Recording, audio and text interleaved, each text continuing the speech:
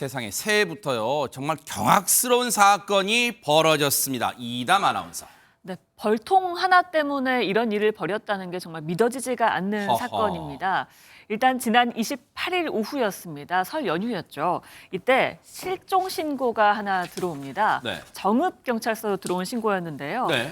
그 아버지가 혼자 양봉하면서 살고 계시는데 연락이 안 된다라고 아들이 실종 신고를 한 겁니다. 양봉이라면 이제 벌을 키우는 거잖아요. 맞습니다. 그걸 하면서 혼자 움막에 거주를 하고 계시는데 어제부터 연락이 안 된다. 그래서 실종 신고를 바로 한 거예요. 어머나. 실종 신고를 접수한 경찰은 찾아봤겠죠. 근데 잘 찾지를 못했던 모양입니다. 그래서 소방, 자율방범대, 의용소방대까지 약 400여 명의 인력을 투입했고요. 수색 견까지 투입해서 찾으려고 노력을 했는데 찾는 데는 실패를 했다고 합니다. 아니 뭔가 얘기만 들어도 안진용 기자님 불안해지는 게 400명이나 되는 인력이 찾아 나섰는데도 못 찾았다면 이거 어떻게 된 거예요? 네, 경찰은 실종 신고가 접수된 바로 다음 날 이 실종 신고를 범죄 수사로 전환했습니다. 에? 이게 범죄, 타살의 어떤 혐의점이 발견이 됐기 때문인데 어머나? 그 내용은 일단 움막에 주차돼 있던 이 실종자의 차량 내부에서 다량의 흙이 발견됐다는 거죠. 또 하나 수상한 점은 실종자의 차량 블랙박스가 강제로 분리된 정황까지 발견이 된 어머나? 겁니다. 자, 경찰은 주변 탐문 수사를 벌였는데 그 과정에서 실종자와 마지막으로 이야기를 나눴던 한 배달기사를 만났습니다. 이 배달기사는 실종자와 약 30여 년 정도 친분을 유지해온 사이라고 하는데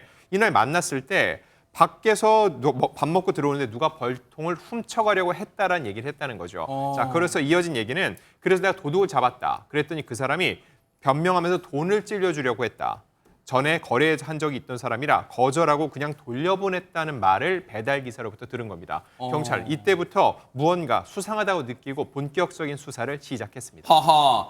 지금 현장 주변의 CCTV도 저희가 보여드렸잖아요. 지금 경찰이 지금 한 400명, 연인원 한 400명 정도 투입돼서 주변을 샅샅이 지금 수색하는 장면도 저희가 보여드렸고 앞서 그리고 그 실종자분의 차량, 트럭이 일단 발견됐는데 그 안에 석연치 않잖아요. 왜냐면 자신의 차량 내부 곳곳을 흙을 깨끗하게 해도 모자랄 판에 흙을 여기저기 묻힌다? 뭔가 석연치가 않잖아요. 지금 이종근 평론가님 이거 어떻게 된 걸까요? 네, 그래서 경찰은 사흘 만에 70대 남성을 피의자로 긴급 체포했습니다. 이유는 그 사건 현장을 계속 왕복한 흔적을 발견했기 때문입니다. 어허. 그래서 추궁을 하는데 이 70대 남성 절대 아무런 어떤 이 살인 사건이나 이런 거에 연루되지 않았다. 난 관련이 없다. 저 사람인가 봐요. 네, 그렇습니다. 이렇게 잡아댔습니다. 어허. 그러나 네. 경찰이 그렇다면 당신은 왜 전혀 이유도 없이 그 현장을 계속 왔다 갔다 했느냐라고 그러네요. 계속 물었습니다. 네. 그러자 끝내 네. 이제 자백을 했는데요.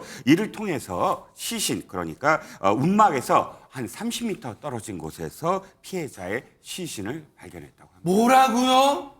시신이라고요? 어쩌다가 새해부터 이런 비극적인 사건이 일어나게 된 걸까요? 얘기 들어보시고 이어가 보도록 하겠습니다.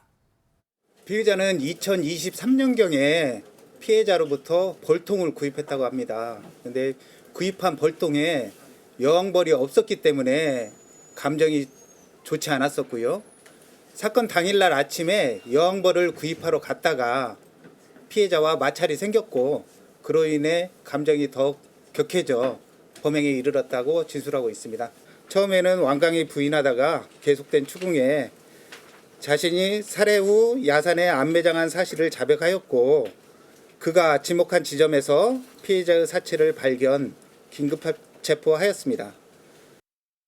세상에 사람의 목숨을 앗아간 것도 경악스러운데 그 이유라고 둘러댄 게 자신이 벌통을 구입했는데 거기에 여왕벌이 안 들었다고 그게 이유가 되는 거예요 지금? 사실 이제 양봉을 하는 사람도 있잖아요. 여왕벌이 대단히 중요합니다. 왜냐하면 한 무리의 벌집에 여왕벌이 딱 한 마리가 있거든요. 근데 일벌들은 여왕벌을 보고 일을 해요. 그러니까 여왕벌이 없으면 일벌들이 다 날아가 버리는 거예요. 그러니까 지금 이 사람 주장은 2, 3년 전에 벌통을 구입을 했는데 원래 그 안에 여왕벌이 한 마리가 있어야 되는데 없었다고 주장을 하고 있는 것이고 결국 여왕벌이 없어서 다른 일벌들이 다 날아가 버렸다. 그래서 자기가 양봉에서 실패를 했다. 이렇게 지금 얘기를 하고 있는 거예요. 이 피의자의 주장이에요. 주장이죠. 일방적 주장이고요. 네. 그래서 다시 여왕벌을 얻으러 그 판매한 사람에게 갔다는 것이고 아하. 가서 약간 이제 뭐 말다툼이 있었을 거 아니에요. 네. 그러면서 뭐라고 얘기하냐면 피해자가 자신을 미친 사람 취급을 했다고 이 사람 주장을 합니다. 어허. 그래서 화가 나서 근데 이제 문제는 뭐냐면 화가 나서 이런 범행을 저질렀다는 건데 실제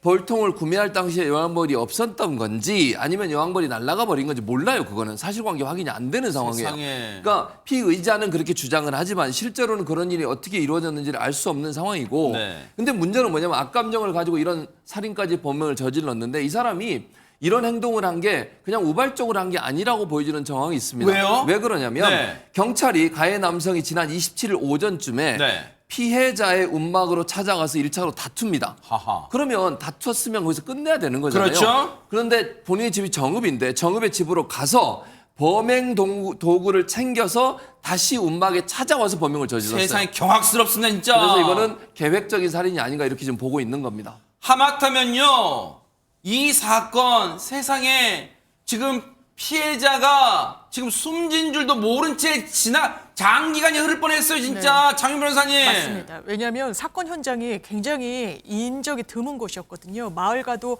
상당히 떨어져 있는 곳이었고 세상에. 또 인근 500m 이내에는 CCTV도 전혀 없는 상황이었다라고 합니다.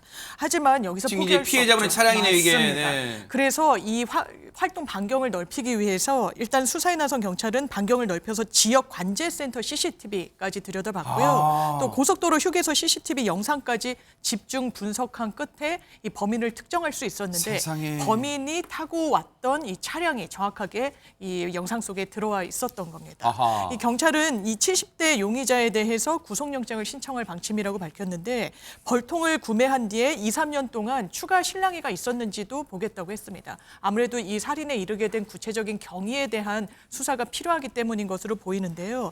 또 이 남성 진술을 받아봤더니 피해자를 본인은 맨손과 둔기로 폭행해 사망에 이르게 했다라고 진술을 했는데 사실 시신의 상태나 CCTV에 잡힌 영상들을 보면 다른 도구까지 사용했던 흔적이 있다고 합니다. 이 부분까지 확인을 하기 위해서 추가 범행 도구가 있었는지 확보할 예정이라고 경찰은 밝혔습니다. 세상에 보세요.